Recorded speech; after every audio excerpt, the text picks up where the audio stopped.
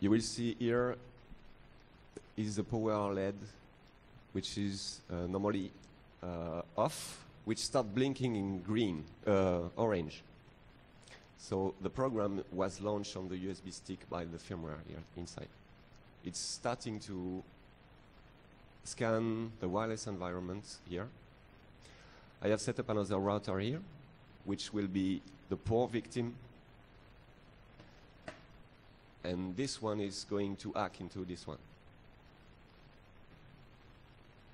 So about the blinking, so it's blinking at small rates, and as soon as it will be able to attack this one, it will start blinking faster.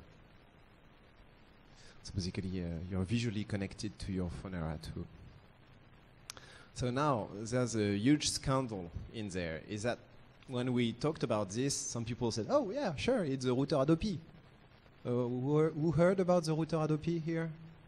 Nobody? Yeah. Oh yeah. Okay, plenty of people. So to sum up, in France we had an interesting law project called Adopi. So you maybe all heard about it, but to sum up, the idea was to monitor who was downloading any kind of copyrighted media on P2P, then send letters to people who were downloading, warning them that they were bad kids, and then just after 2 or 3 attempts, disconnect their ADSL line without any justice recourse, except the fact of, well, basically going to a court, which takes 1 to 2 years to instruct your file. So you'd be ending up paying your ADSL connection for 1 year without being able to use it, without being able to suspend this retortion method if it was a mistake. And basically, this Adopi was to make people pay if they were downloading some copyrighted material. So it broke down at the legislative level, so we are still a bit protected by some constitutions that, too bad for Mr. Sarkozy, there are still some kind of Conseil constitutionnel that checks that you're not abusing the law of our republic, and which said, oh, you can't convict someone by administrative decision without this person being able to confront to judges. So basically, the Adopi law was well, boiled down, I'd say, and made a bit less dangerous. Still, it's a dangerous provision. So while these were a big battle against this Adopi law, what happened is that some people said, oh, right, if I'm going to be downloading copyrighted material, I'd better use the IP address of my neighbor. And they put a fake advertisement for something called Adopi router, so router Adopi, which would hack automatically into your neighbors. So this is illegal. Don't do this at home. And into your neighbor's Wi-Fi, and then, of course, use their connection, so their IP address, for the downloading, and then have them disconnected and still having to pay for 1 year from their ADSL connection. So that was clearly some illegal abuse of ADSL connection and Wi-Fi cracking techniques. So when we presented HostileWRT to some friends, they said, oh yeah, well, you are the guys from Router Adopi. And I'm like, no, sorry. And the guys of Router Adopi must have been rolling on the floor laughing, actually, because they would say, oh guys, these guys are going to end up being mixed up with these people. So that was a complete global mess. It may be used this way, but once again, if you don't respect the law and use it this way, you end up committing some kind of dangerous felony. And here we advise you not to use HostileWRT for this. Now, limitations of our current hardware and software platform. Do you want me to go on? What do you do? Yeah. No? Okay.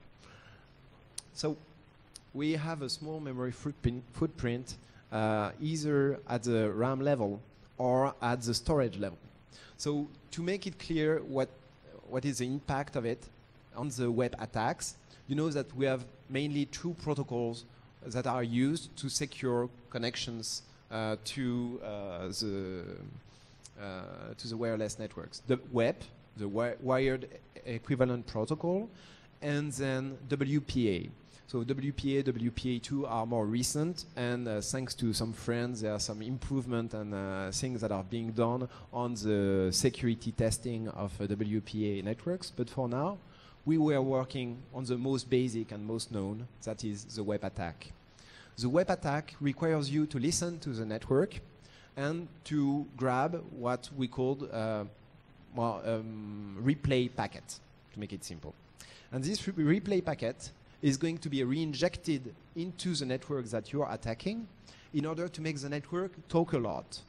While the network talks a lot, it's communicating packets with initialization vectors. That means some part of the cryptographic data set that is passed for each connection.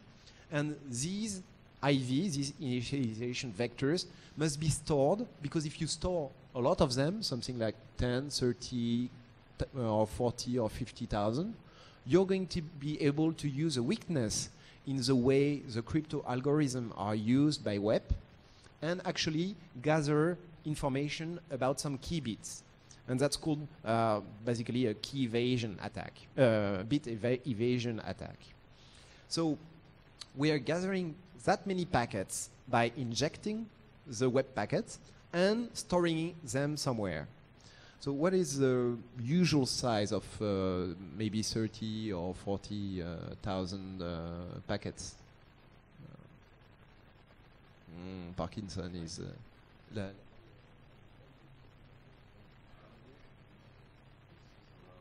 15 megabytes of data. And we don't have the 15 megabytes in there. So of course we need external storage. So the crazy idea that we had before having this kind was to find vulnerable Windows systems with sharing. So online you would store on one Wi-Fi network that would be open your IV on some vulnerable machine and then continue injecting in order to later crack it. Well, it was not really practical, even if it was really fun. So the other way was to get these beautiful kind of new hardware, the Phonera 2, and then take advantage of the fact that it had this beautiful USB connection, and then store on it. Another part is the slow CPU. We can't make a lot of crypto attacks that are heavily using the CPU, but we have plenty of time. The idea of here is this box, if I'm using it for HostileWRT to, of course, conduct a pen test, I'm being able to buy a few of them and put them somewhere and then let them work maybe for some time. And this can, for example, routinely test some WPA keys by doing the regular authorization through challenge response, like dictionary, stupid dictionary brute force attack. This is something that is perfectly okay for this kind of hardware setup. Also, most of the time you have no internet, so that would be handy to store on the internet, but if you want to crack some Wi-Fi, it's maybe that you don't have the Wi-Fi connection to the net. But it could be rarefied. That means that very often captive portals have things that block all the traffic except traffic that is able to resolve IP address.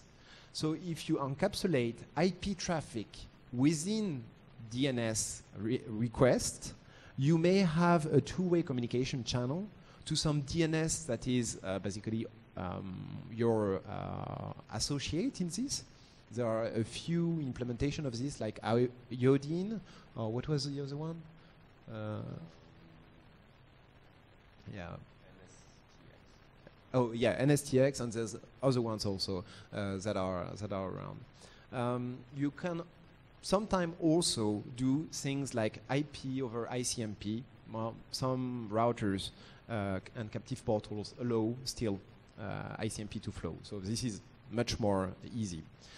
One thing is that very often these captive portals are actually blocking very intense usage of the DNS by doing rate limiting on the packets, something like 10 to 15 DNS packets per second.